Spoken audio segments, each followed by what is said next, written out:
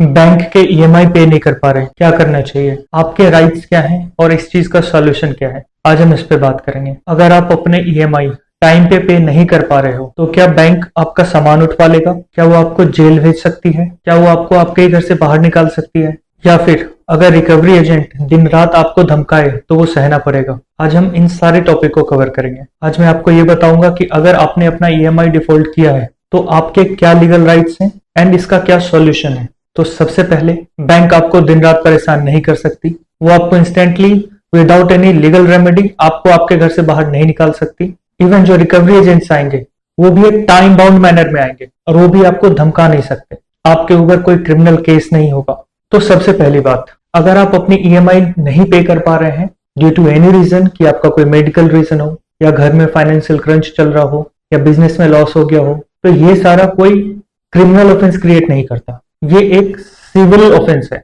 तो यहाँ ये क्लियर होता है कि आपको जेल नहीं जाना पड़ेगा। ये एक सिविल मैटर है। तो बैंक या कोई भी एनबीएफसी कंपनी आपसे पैसे रिकवर कर सकती है, बट वो रिकवरी लीगली होगा, यानी कि जबरदस्ती नहीं होगा।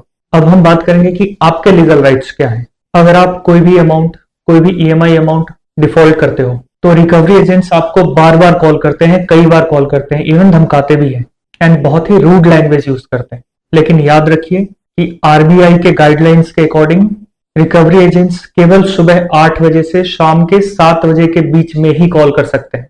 किसी भी रिकवरी एजेंट्स को गाली देने का, धमकाने का या आपके घर पे आके तमाशा करने का कोई राइट्स नहीं है।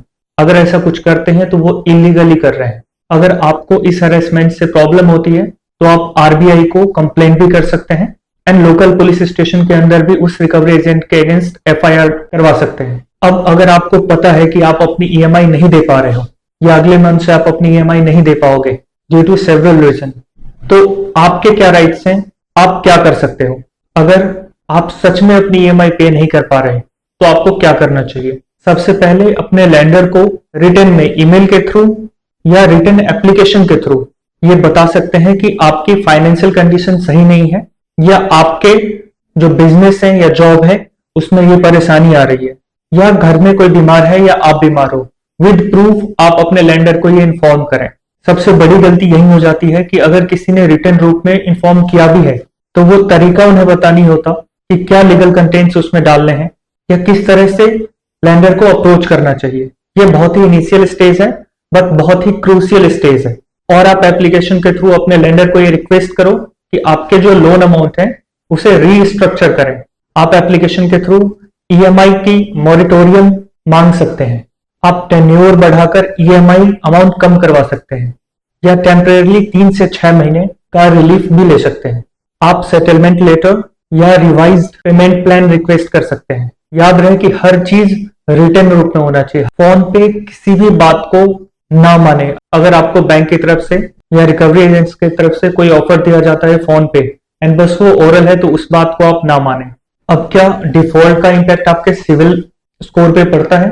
तो हाँ, पड़ता है, बट इससे पैनिक होने की जरूरत नहीं है।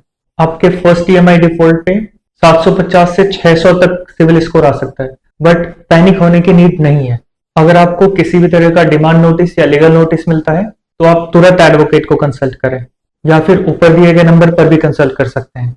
उन नोटिस को बिल्कुल भी इग्नोर ना करें। अगर आप अपनी ईएमआई पे नहीं कर पा रहे हैं तो इसमें पैनिक होने की नीड बिल्कुल भी नहीं है।